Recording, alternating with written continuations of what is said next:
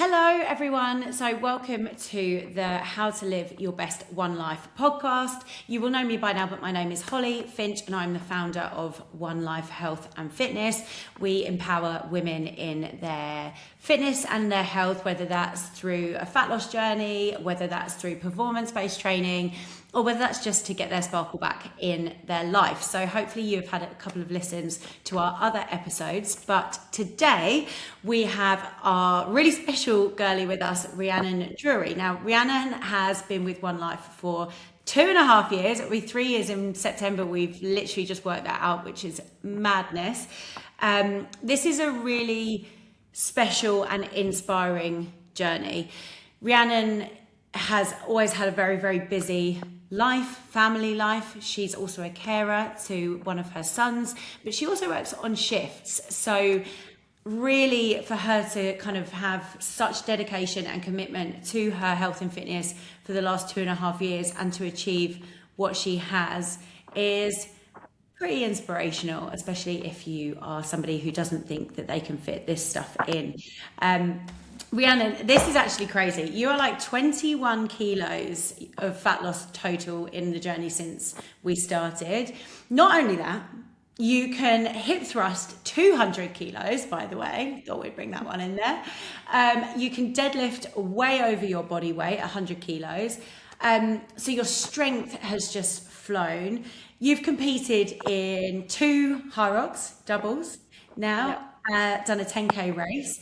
And also you've done multiple photo shoots, one in the UK and one in Dubai with One Life. So it's pretty fair to say you are an established part of the One Life family. So welcome. I guess it's really important to start with you just, I guess, giving a little bit of an intro into you and your day-to-day and your life. Oh, thank you. Thank you for having me. Where do I begin? As Holly said, like I've been with One Life coming up nearly 3 years, and I have just flown the nest, which is a bit sad. But yeah, like when I first started, it took me a long time to kind of like actually pluck up the courage to do this. Like for years I've continued to like yo-yo diet and like do all these different types of diets and restrictive dieting, and never really got into the gym. Like I'd go to the gym for like a month or two and be like on one of those 12-month contracts and then never go again. So I was kind of like a bit reluctant, I suppose, to do anything else. I just thought, this is me, like I'm never gonna change. And so I think it was September 23 that I started, and my youngest, he was coming up to a year old, and I'd put on like nearly 5 stone, I think, in that year. That was from after losing my baby weight, and I was kind of just in a little bit of a rut. He my boy was diagnosed with cerebral palsy around the same time, and I always knew, like, we'd had a rough start when he was born, and I kind of just struggled, I suppose. I kind of just went into a bit of like a depressive state, and I was on antidepressants, and I think the antidepressants just made me put on so much weight. I was just walking past every cupboard or every, like, the fridge or every cupboard in my house and just eating everything. Like, I just couldn't stop. I didn't even realize what I was doing, I don't think, until I stood on those scales. I was like, oh my God, like, how have I done this? So yeah, I was like, I don't care. Like, I just need to do it now. I need to reach out. So I think we had a few messages backwards and forwards. And honestly, like, I can't believe where I am here now. Like, nearly 3 years later, like, I never, ever, ever would have thought that I would be sticking to something like this. Like, I think I even remember saying, like, you did one of those workshops at the gym, and I came to it, and we all said, like, we all stood there and said something about us. And I was like, I've never stuck to anything for more than 6 weeks. And I was like, and as I was standing there saying that, I was like, this is probably it. Like, this is probably about 6-8 weeks in, and probably not going to be here for much longer. Like, Yeah, and I I think just, I remember us having this conversation actually. I think when you first joined, and this isn't just you, this is a lot of women. They're like, they come in and they're like, right, well, I'm just going to do 3 months. And I'm yeah, like, oh, well, it kind of takes me about 3 months to like really solidify our yeah, program because I get to know you on such a deeper level. But here we are. I know. Like, this, it's completely turned my life around. Like, I was just getting to a point where there was no return. And I just wasn't like, I was just a mum. I was a mum, I was a carer, I was a wife. That was me. Like, I didn't do any, I had nothing for me. And well, that is how I felt. I had nothing for me. And now going to the gym is my life. Like, going to the gym is honestly, it's got me through everything that I've been through. Um, it's turning up, switching off in the gym for an hour and a half, and just focusing on me and not having to think about anybody else. You time. Um, it is me time. Yeah, yeah, I think, and we'll come to this because we had quite an emotional conversation when we were in Dubai. We were a big group of us girls, we were all chatting through this stuff and talking about identity. And identity is a massive part of what we do. And I quite often say, you know, it's not anyone can go online and get a gym program or a workout or whatever, but ultimately it's about rebuilding yourself, your identity, your habits, your standards. And that's something that can be really challenging when you've got such a busy life and such responsibility like you have. mm, So for you to bring that back is incredible. We'll definitely come on to that. Um, Before we get there, just so that we can paint that picture in that context about, you know, your life and Edward, um, and of course your fundraising at the moment, let's talk about Edward's journey and of course that first year for you, because it's so normal for you to put yourself last when you're navigating everything that you were navigating, the new diagnosis, your new family dynamic. You've obviously got another son as well, so it's like an addition to your family and kind of doing that. So yeah, let's talk about that and paint that picture so that we can see where you were. yeah. So I had Edward nearly 10 weeks early, so 31 and a bit weeks gestation. And at the time, yeah, I had my 3-year-old Elliot as well, and I became really poorly and had sepsis, and I went into the hospital. This was when I was still pregnant, and they made the decision very quickly that he needed to come out. So I think I went into the hospital at 3 o'clock in the afternoon, and by 7 o'clock he was here, like for a C-section. Yeah. And completely like whirlwind, like just wasn't expecting it. I thought I was just going to go into the hospital. They were going to give me some antibiotics, check him over, and send me home, and then I was going to carry on for another 9 weeks. And yeah, so my life just changed in 4 hours, like so quickly. Like, I said goodbye to Elliot at 3 o'clock. I was like, I'll probably see you in the morning. And then I don't think I saw him for 2 weeks. We went up to, when he was born, he was actually born in really good state. And then within 3 days, he deteriorated, and they ended up intubated on a ventilator, and very quickly shifted off to another hospital. We actually ended up in Brighton Hospital. And he was really poorly. He had meningitis. He had brain bleeds. He had fluid on the brain. And yeah, it was, I suppose at times it was touch and go whether Yeah. we was going to still be here. Yeah. And I think, obviously, I was recovering from a C-section, and I just can't even remember the recovery. Like, I was just had to get on with it. And then we didn't know what his prognosis was. He obviously wasn't meeting his milestones in that first year. He had, at 6 weeks old, he'd already had two quite major brain surgeries. Um, And then, yeah, I think he was just coming up to a year, and he had his like development appointment with the consultant, and they diagnosed him with the cerebral palsy. And I think, like, I am a nurse, I'm a children's nurse in background, so I knew it. Like, I knew that that was what we were facing, and I guess I'd already sort of processed that that was what was happening, Yeah. but didn't really think about where it was going, I suppose. And like, I mean, he's amazing. Like, he's three and a half now, and he's just the happiest little boy, and he just gets on with it. Like, he's so determined. And I think we have spent the last 3.5 years really, really working with him. Like, I do physio with him every day. He has a standing frame, he has a walker. We go to different physios and charities weekly. We have appointments weekly. Like, my I'm basically his personal assistant. Like, I'm just a walking calendar in some respects, because I Yeah. just have all these different dates, all these different appointments going off in my head all the time. But I wouldn't I'd give him the world. Like, Of course. he's just my little, Yeah, he's gorgeous.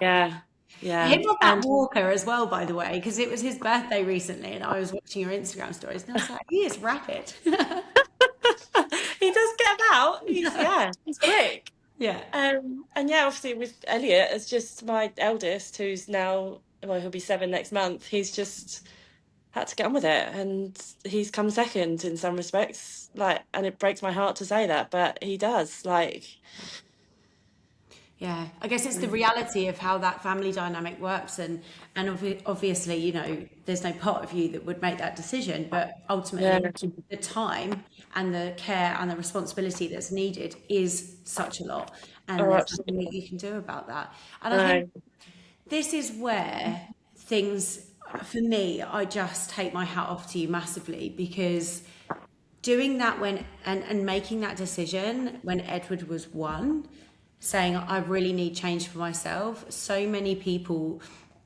would absolutely not think that they could do that or have the time for that. And the trust in the process that you put into that at the start, no wonder it took you such a long time to kind of commit, because it's such a massive thing. And there's probably a massive part of you that thought, can I do this? Have I got the time? Am I capable of this? Do I have the mental capacity for this as well? yeah. As you say, you know, like, you were I think it's fair to say, maybe dark place at the time. Um, what was the, like, one sort of day, if you had one, where you were like, I'm in, I've got to do this now? Was there anything specific that kind of happened? I think for me, it was just,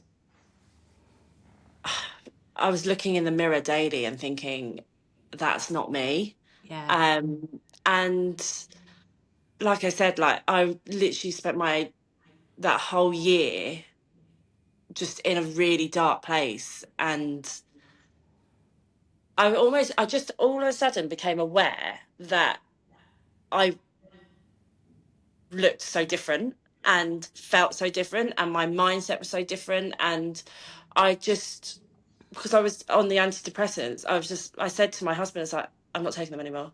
I can't do it. Like, I yeah, literally can't do it. And I think he probably thought, no, you can't come off those. Like, you can't go back to where you were. yeah, And but I was becoming more depressed because of the way I looked. yeah, And I knew, I suppose, probably a little bit of like medical brain, I knew that was what was causing me the issue. And I put them in a cupboard, and I never touched them again. And then I thought, well, I need to do something, because I don't I'm gonna have to do something to get out of this. yeah. And that was it. I was just like, let's give it a go. I'll give it a go.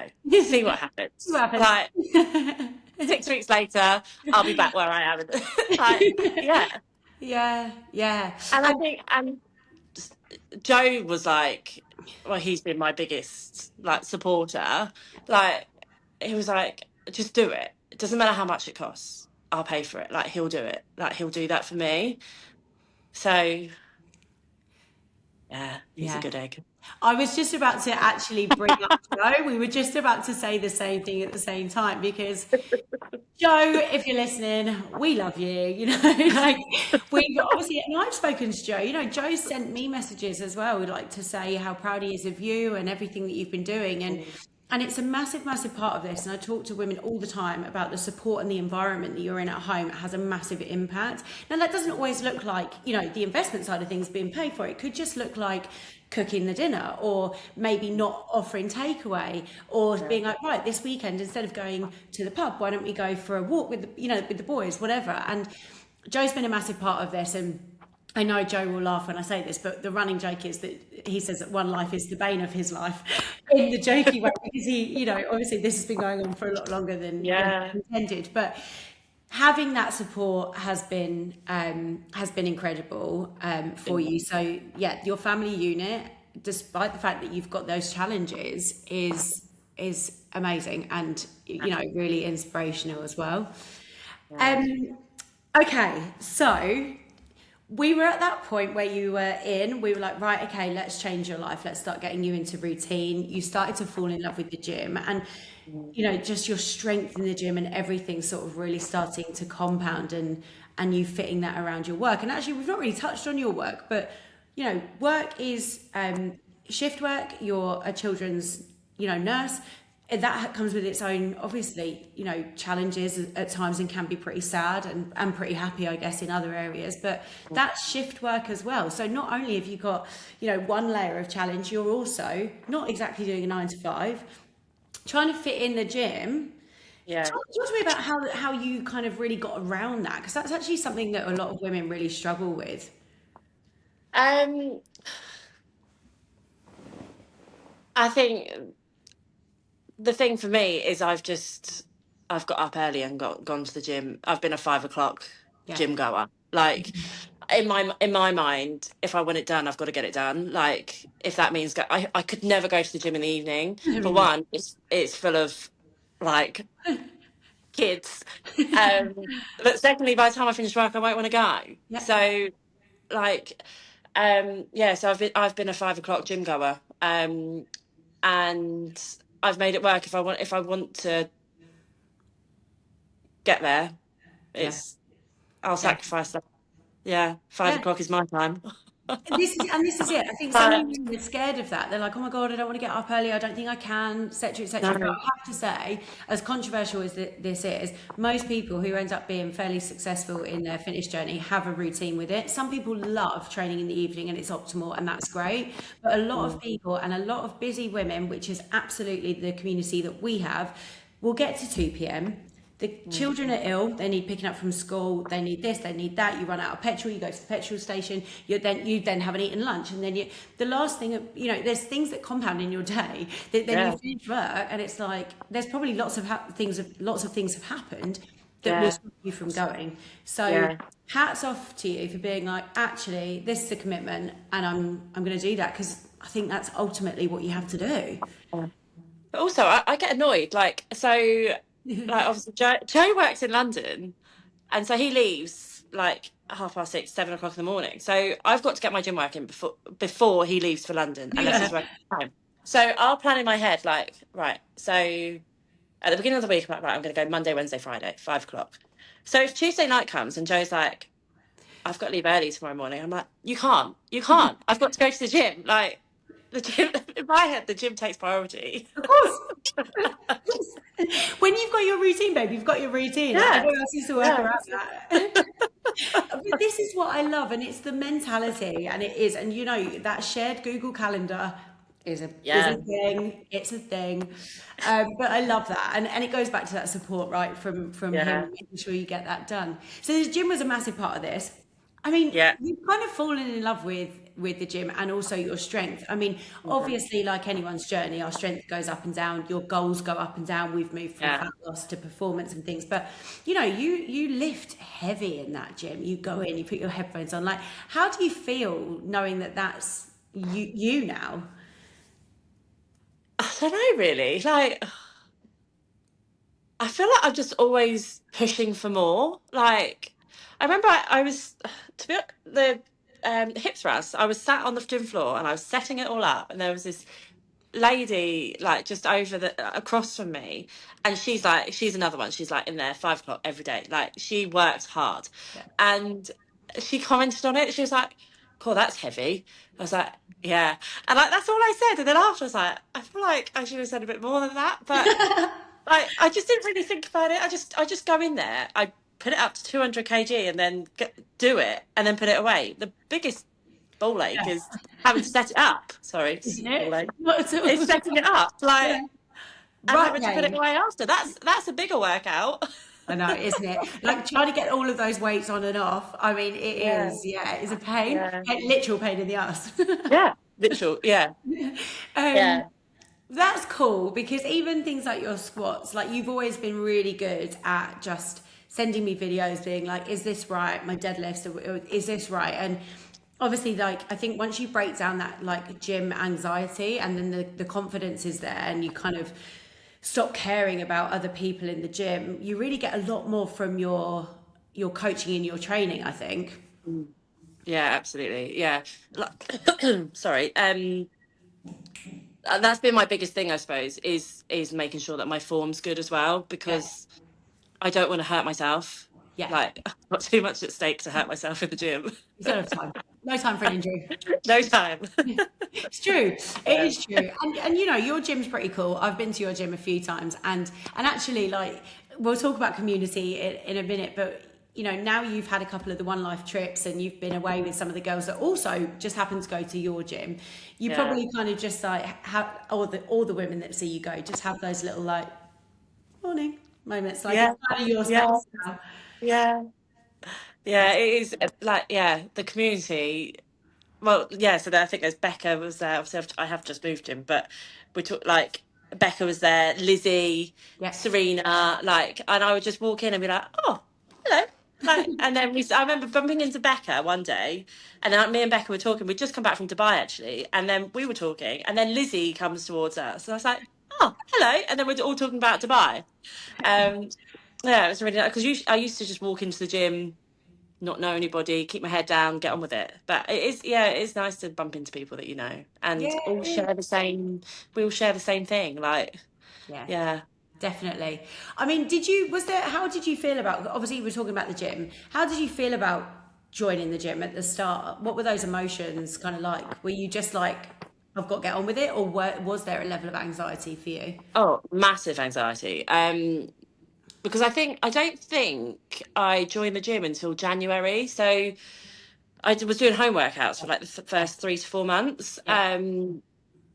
And then I was one of those join in January when everybody else joins in January. So I walked into the gym and it was so busy. And obviously I didn't know where anything was. I went on my own, which for me, that's a massive thing. Huge. Like, I would never have walked into a gym on my own. And I remember the first time I literally walked to the treadmill and I stood on the treadmill and I just walked for about half an hour and I was just like looking around, trying to find all the different equipment. And then and I didn't say I walked out.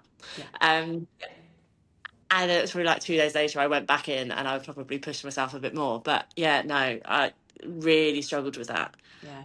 Yeah. Yeah. By the way, that treadmill is a hack. That's a really good hack. I always say this to people like getting over gym anxiety. It's like just go in, stand on the treadmill. Normally the treadmills do kind of look out at the rest of the gym. So it's like Yeah. about 20 minutes, suss it out, like have a look where everything is, and then you can kind of Yeah. build it up from there. And it's so true. I mean, Yeah. what sort of do you think? Because the difference now, like I say, you kind of go in there. It's like, yep, I'm here, chucking my weights on. Don't mind me. Yeah. What was the biggest thing that changed along the journey for you to feel like that now? Um, Probably doing different programs for one, like the different phases. Yeah. Because as you obviously do a new phase, it's different equipment, so you've got to learn that new equipment. So I suppose I just over a period of time got to know every bit of equipment. Yeah. And also I suppose I felt like I wasn't a newbie. Yeah. Like, and also people aren't in there watching you. Like, they're not. when you look around, you're expecting everybody, just every single person in that gym to be looking at you, and they're not. No. They're looking at themselves. They're dealing with what they're doing, and no one actually cares about what you're doing. Like, Yeah. They don't. They don't. no, And I no, think you don't realize that until you actually go regularly. I think no, everyone thinks, exactly. oh my God, I'm going to stand out like a sore thumb. I don't know what I'm Yeah, doing. But then when you start going, you're like, oh, like, yeah. yeah, fine. Like, I'll just carry on in my Look own at do me, look at Yeah. me. Hello. Hello. Please have a look now. Especially when you're doing your massive deadlifts and your hip thrusts. It's like, right, come on. I want your attention now. This is wicked, and I love where you're at with that. And I just don't think you'll never lose that now. And you know you have. So going into the different styles of training and your phases, obviously we've touched on this, but you did a 10K with us, windiest 10K ever, and you've done 2 high rocks as well, and a hybrid games. Yeah. Those were never your goal. Obviously, when you came in, your goal was mindset and fat loss. And so. Yeah. It's so lovely to see you being empowered through that, because I talk about this quite a lot. I as a coach, I will never be like, right, guys, when are you going to sign up for high rocks, or when are you going to do this? But it's kind of just like planting the seed of all the things that you could potentially get stuck into. So how did that feel when you started doing more kind of performance-based stuff alongside your, body composition?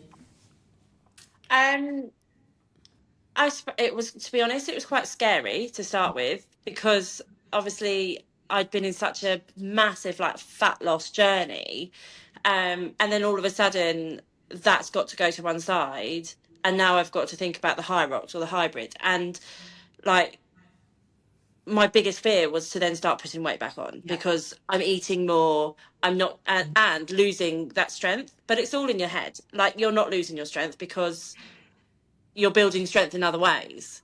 And I think but then getting into that phase and doing those workouts, it was nice to change it up and do something different for a little while. And I didn't put weight on whilst I was doing it. So that's complete, like, Yeah, that's the biggest fear. I yeah, think the biggest fear, because I think also a lot of women will be like, so there's 2 sides to this. There's that side in which, you're like, oh, I'm going to do this thing, and then I suddenly put your calories up, and everyone's like, oh no, how yeah, do I want to do this thing, but I don't want my calories to go up, and I'm like, yeah, they've got to. But yeah. people also think that by doing a half marathon, they will be able to lose weight, and I'm like, no, those 2 things are just so separate. So did you know that when we started doing, because I think that was probably more of the education around that as we went as well. Yeah. Yep. Yeah. Probably not, obviously not the first time. I just thought, yeah, I'll be able to stick to my fat loss calories and do it, but you can't, and that's okay. Like, and also I think it's probably good to have that break from the fat loss journey whilst you do this, and then go back to it if you need to. Like, Yeah. yeah. Well, But that's what then, we did, yeah, really, wasn't it? So we did yeah, one section of it where you lost 15 kilos, and then we did a photo yeah, shoot. We then moved into more performance-based work, and then of course we went round 2, and then you did your second photo shoot and lost another 6 kilos, I think it was, so yeah. total 21 for Dubai. Let's go into the fat loss side of things. Like, obviously, that's such an incredible journey. 20 kilos is hard work, dedication, commitment. You obviously had to be so planned and so prepped, with just your shopping and things like that. But you did it in such a way where I don't feel like you felt super, super restricted. I mean, what was the biggest shift for you when you first came in with food? And the biggest thing that you were originally sort of struggling with, I guess? Um, I think just the prepping, I suppose. And I think when I first started, I had 2 children that were very well. One that wasn't really eating, because who's still little, and then Elliot was so fussy. So I felt like I did feel a little bit at the beginning, like I spent my whole time in the kitchen because I was cooking different meals. Um, but I think that was the main thing, was making sure that I at least prepped my breakfast and my lunch. and then just had something really simple for dinner. Yeah. Even if I cooked the others something different, I would have something really simple, because it was just, and that was the way, and I was happy with that. Like, I am a foodie and I love my food, but I'm also quite happy to have steak and salad or a chicken breast and rice. Like, Yeah. I'm happy with that. And I think sometimes you can. I was going on Instagram pages and finding all these exotic recipes and be like, yeah, I'm going to do this. And I was planning all my food for all these exotic recipes, and then can be bothered to cook them. Like, no, I don't. I just want Game a over. chicken breast. It is game over. Like, everyone Oh, is very different, and I think it's really important to say this on here, is that I think that some people really thrive from keeping it really simple, yeah, yeah, especially when your life is as busy as you are. So that's not a restriction thing. That's I need to make my life as simple as yeah, possible. And so yeah, many women buy new recipe books. They buy, like, Joe Wick's Lean in 15 and whatever, and all those meals. And then they sit there and they've got to go to the supermarket and buy all the ingredients, and they spend so much time when actually you have a really good, you can have a normal spaghetti bolognese within your yeah, kitchen. You can have a yeah, normal, chicken, rice, broccoli. Do you know what? Every now and then isn't that bad. I think yeah, sometimes we just go back into that, like, I don't want it to be diet mentality, yeah. ourselves. But you did a really good job with that, and I think you found your balance. Yeah, yeah, yeah, definitely. Yeah, I am definitely a simple person. I like to keep everything so simple Me and too. prep my breakfast, prep my lunch if I can, and usually my lunch is leftovers from the dinner the day before. Um, and yeah, I suppose, and one thing that's really stuck out for me is I love a Freddo. Like, I love a Freddo with a cup of tea at night time. Like that, and I'm just going to say the buzzword, that stems from Slimming World, from having a sin, or how many sins a Freddo was. Like, I've still got that in my head, that I'm going to have a Freddo every night with a cup of tea. But that adds up to 700 calories in a week. Like, I don't need it. Yeah. And sometimes I do, but when I'm in a really strong fat loss goal, I'm like, no, cut the Freddo out. I don't need it. Brenna's got to go. I love that, and Oh, that's actually a really key point that you've just made, is about, like, the transition from, Slimming World mindset, Weight Watcher mindset, and the yeah. diet culture. What was different about this compared to your yo-yoing before One Life?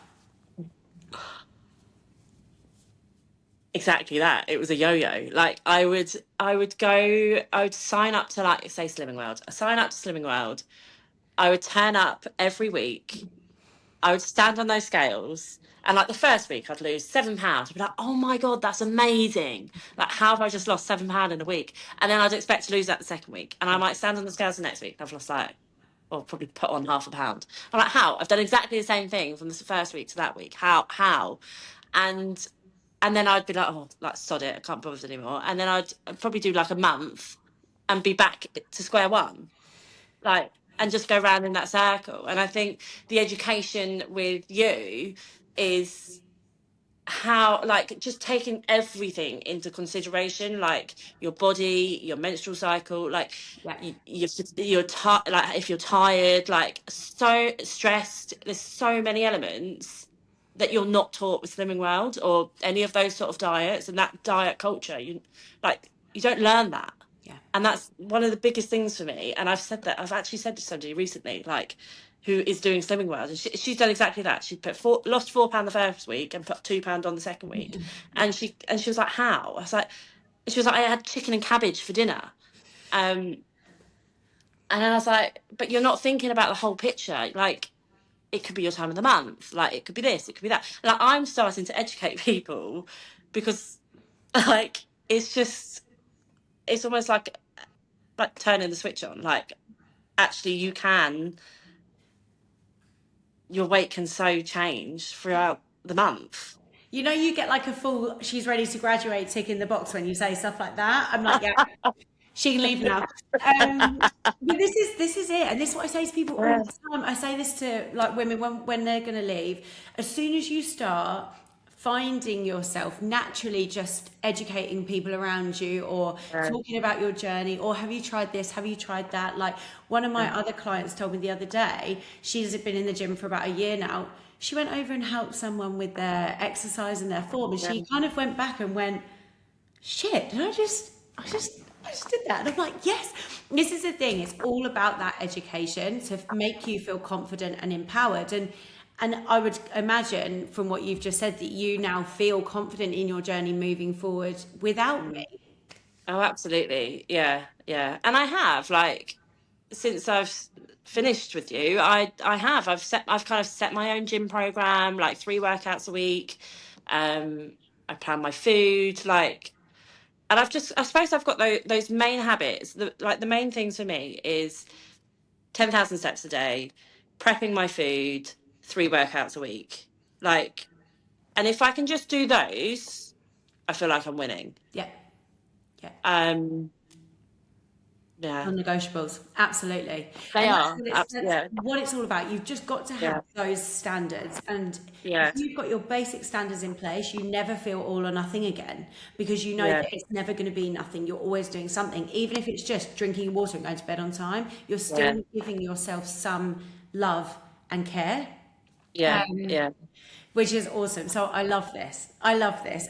And actually you've taken that into the community as well, because like I think through your journey you've grown so much as like a very solid member of One Life. Everyone knows you. You're always there giving advice. You know, you were quite chatty in the group, and of course you've been on quite a few of our events. Like we've done we did a photo shoot in the UK, photo shoot in Dubai. We have done. You come to the summer parties. You know, you've been at everything. Let's talk about your photo shoots, because I think that there was quite a big difference actually in your confidence between both. Now, don't get me wrong, your confidence was there and you were thriving in shoot one, but I definitely could also see a year later a difference in that. And obviously, yes, okay, there was more fat loss that had been involved and things like that, but I don't think it was that. I think it was more that you'd been doing the journey for that longer period of time, and you were really sort of your self-belief had definitely grown in what you could achieve and what you had been achieving, and that really sort of shone for me when you were prancing around on a yacht in your bikini. Talk to me about the photo shoots and what feelings come up for you thinking back to those events and experiences. Yeah, so I guess like the first photo shoot, which was the gym one, obviously I had nothing to compare it to. So I feel like I worked my ass off to get to where I wanted to be for that shoot. But I had no expectations. So I turned up to the shoot feeling the best that I possibly could and did the photo shoot. And actually, when I got the photos back, I actually hated every single one of them for Yeah. about a month. Well, probably longer than that. Like I just couldn't look at them. Like, but now I think I got there. Like that is me. Like I can't believe that I did that in that year. And then I guess I then signed up to the one in Dubai, and I was like, I am going to push myself and push myself and push some more because I want to feel the best I've ever felt. And I had to do better than that one. Like that's just in my mind. I had to do better than the first, which I knew I would because I was still on that fat loss journey. So yeah, okay, I think 5 kilos less than that one. I can't remember. But my body composition was so different. It was. Um, and I felt amazing. Like Yeah. I honestly, I got on that shit. Well, actually, no, I got to the airport and felt Yeah. amazing. Like it wasn't even getting on the yacht. It was at the airport. I felt amazing. I felt I couldn't have done any more. Yeah. And I'd had quite a busy year. Yeah, you Like I'd had. had quite a lot of events coming up to it. Like I think I was in Lanzarote the month before, or somewhere else the month before, but I sacrificed. And okay, yeah, you don't want to sacrifice all the time, but for those short periods to get to where you want to be, you can sacrifice. Like, it's 100%. only a short time. It's only a short time in your life. Yeah. Yeah. Um, and I look at those photos and think, wow, like, so different to how I felt about the gym ones. Yeah. Um, I think it's yeah, the level of pride. It's yeah, the level of pride that like you hadn't just been half-hearted. Not that you had been the um, first time, but because you knew what to expect, you kind of almost yeah, went, fuck it, gonna throw yeah, everything into this. yeah, And yeah, and also it was a different environment. Like it's kind of like holiday vibes. Everyone's at the airport. You knew the girls a little bit yeah, more. It was a a lovely group. So yeah, it is slightly different. But those photos, like I mean, that day for me was one of the best days of my life, like hands down. Just it's just seeing the energy, the love, and the self confidence. Like being in a yeah, bikini, like in Dubai, somewhere like Dubai yeah, as well, is massive. yeah. Like, who am I? Like, that is what I have in my head. Like, who even was she? Like, stood on that boat, a mum of two children, like, at home, and I'm stood on a yacht in a bikini having photos taken of me. Like, who is she? Love Like, where's that person come from? that. But it's a day, and I will say the same. I would say that tops one of the best days of my life. Like, I will talk about it forever. Like, but I'd never like. I would like to do it again, but I wouldn't want to do it No, again because I wouldn't want to top that. yeah. Like, That was special. It was a once yeah, in it was a lifetime special. opportunity, and Yeah, I think that I agree with you. I think those kind of things, just the location, the group, everything, yeah, it was exactly what it yeah, was. It was exactly what everyone wanted it to be. yeah, And what a way to like kind of come to a conclusion in yeah, your journey. yeah. And what a special group of girls as well. Like, we were just all rooting for each other. Like, yeah, we all just got on so well. Like, it's like we've known each other forever. Like, and we still talk now. It's just, yeah, special, really special. This is actually really nice segue into the community side of things. And when I speak to people, I think a lot of people want to do their journey solo because they're like, oh, no, I just like it's a comes out of self being a bit self-conscious about your journey, etc. But the community is very much there if you want it. It doesn't really encroach on your journey as such, but then you get these kind of opportunities that we create throughout the year to bring people together. Yeah, Like-minded women, I'm really sorry, but there is nothing more powerful than a group of like-minded women who yeah, all want to do yeah, better with a positive mindset, with, love and care and genuine care. We yeah, sat around at that beach club the day after, and and some of those conversations are for Dubai to stay in Dubai. But we sat there and everybody listened to each other. Everyone shared yeah, a lot of really deep rooted stuff that they probably haven't shared with that many people in yeah, their life. And I just felt like there was such love. yeah. You obviously shared about your, journey and your life as well. And how much of that community element of, do you think, what kind of impact has that had on you, I guess, as a person and in your current sort of situation? Um, there's probably things that I shared on that day that I probably haven't shared with my closest friends. Like, and yeah, like, I just felt so comfortable.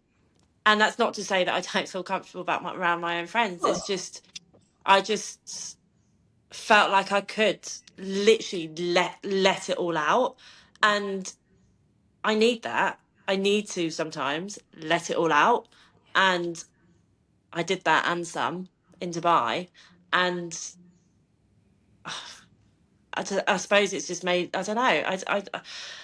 It's a difficult one because, yeah, there's lots of things that I wouldn't normally share. I just get up every day and get on with it, and people don't know what's going on in my head and my mind and how I feel from day to day, because I just have to put on a brave face and get on with it. Whereas I could share that, and I felt comfortable sharing it and felt safe sharing it. Yeah, that's Um, the thing. I think Yeah. also and like you said, it's not necessarily to do with a reflection on your friends or anything. It's more to do No. it's to do with the fact that everyone goes into their health and fitness journey from a place of fear, and there is a level of insecurity, and there's all of those things. That's why people start their health and fitness journey. And as women, we don't speak openly enough about how we think and feel, because we do have a lot of the time a lot of responsibility that's day to day that just needs to be done, and quite a lot of women are just like, right, that's it, got to crack on, there's nothing I can do about it, I'm fine. And that's kind of what Yeah. we do. And I think for everyone's walls and barriers to just really drop on that day, and like, you know, there were things that I learned about you all that I didn't know either. I think everyone shared something that was pretty personal and pretty deep, and yeah, I think it was a pretty special day for sure. Yeah, it was. Yeah, it will definitely be. Well, the whole trip will just be something that I'll remember forever and talk about forever. Makes me happy. Makes me happy. Um, Amazing. I mean, I just think you genuinely have had the most exceptional 2.5, 3 years. I'm so proud of you.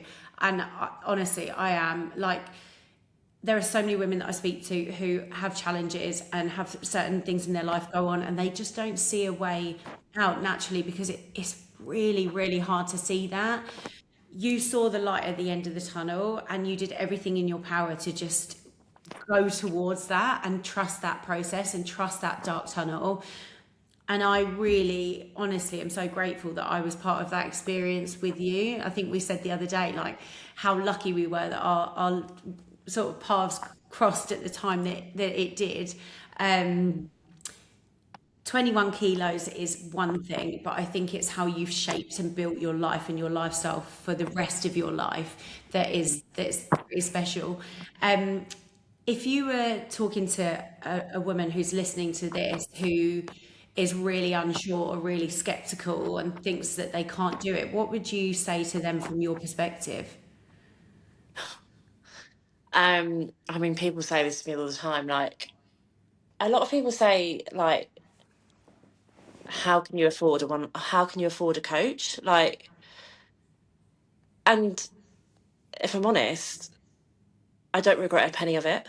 There's not a penny that I've spent in this last 2.5 years that I regret.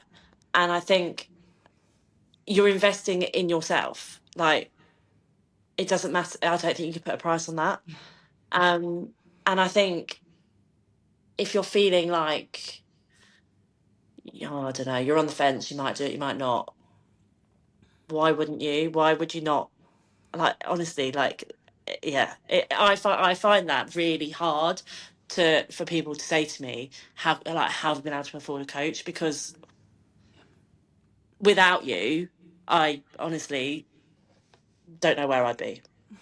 And I mean that, like, and you know that I've said this to you Right. so many times. I, like, I honestly, yeah, I couldn't, yeah, I wouldn't, I don't know where I'd be now without it. It's incredible to hear you say that. Like, and it's so lovely. And of course, like, I'll be here forever. You know, I say this all the time. Once you're part Yeah, of my life, you're a family member forever. yeah. Like, genuinely, you did the work. I just show you the path. I show you the way. And I think that you have to really dig deep and put that work in. And I guess the final thing to really say, like, have you got any sort of like final thoughts or feelings on how you're feeling now, or any words of wisdom, I guess, to share from your almost 3 years of your own personal journey? Oh God. Big question. It's a big question. Sorry. Like, I have loved every single minute of it. It actually, I don't. I thought I'd have a bit of anxiety about leaving and having to do it on my own, but I actually feel okay. Like, Good. I haven't, like, okay, I haven't stuck to where I was for Dubai, but that wasn't going to be sustainable No. for. I want to get back there, but now in my head, I'm like, right, now I'm going to do it. So now I've set myself a program, and I'm already into that program of doing it myself, and I can do it. I can do it on my own, and I do. I know that I've always got you. If I just like send a little nudge, help. SOS emoji coming in hot. um, yeah, but I don't feel like. I think I joked to somebody that they were like, "Oh, what are you going to do now?" Or like, and I was like, "Oh, I'll do my own thing until I'm back," but I won't, and I don't mean that. Like, I won't. I don't think I do. I don't think I will. I think I'll be one of those that can do it myself now and get on with it. 100%. It's completely like my whole lifestyle was changed because of it. Yeah, 100%. And it has. That's exactly Yeah. it. And like also, I think there's a bit of a stigma around like, you know, jumping. But that's only your all or nothing mindset being, and the Yeah. previous yo-yo dancing. Like, if you wanted to Yeah. suddenly go and do a marathon, like it's a different ballgame. You Yeah. might want coaching for that, Yeah. right? But like in Yeah. terms of your genuine day-to-day education around food, education around your body, confidence, Yeah. you know, you put a picture in the group. Were you at a work event for Joe, I think, and you were at a ball, and you put Yeah. a photo of you and Joe into the group chat, feeling your best self, Yeah. looking sensational. That is when you know you've got this on lock. Like, Yeah. that's amazing. Yeah, absolutely. Yeah. Yeah. I just feel confident in everything that I wear, everything that I do. And I don't feel scared to sign up to anything. Like, if I want to do it, I'll do it. It's what we love. It's what we love. I know. Obviously, we've got High Rocks on the weekend, and like I know I floated that idea, and you're like, I just can't do anymore. Like, I mean, because I have roped you into every event that we've done. I'm like, are you coming? So I'm not gonna lie, I'm being a little bit jealous that I'm not coming. it's fine. We'll give you a FaceTime or something from the hotel room before. But you know you're always welcome, and yeah, just keep doing what you're doing and just be super proud. I think anyone listening to this will just be so inspired. And of course, we will also just pop the link to Edward's fundraising in the bottom of this in the description. You're doing an amazing job. You're an incredible mum. You're an incredible wife. You're an incredible woman, and I'm really glad that you've really sort of found that identity and you're able to put those different hats on, but you haven't lost yourself. Congratulations. Thank you. Oh, God. All right, well, we'll wrap it up there, but I hope you enjoyed our chat and Rhiannon's story. And of course, if you want to listen to some of our other ladies' journeys, then they are all going to be on YouTube and Spotify as we go. But Rhiannon, thank you so much for joining us on the How to Live Your Best Fun Life podcast. What a poster for it. And go and have a look, watch of the other episodes, and we will catch you guys really soon.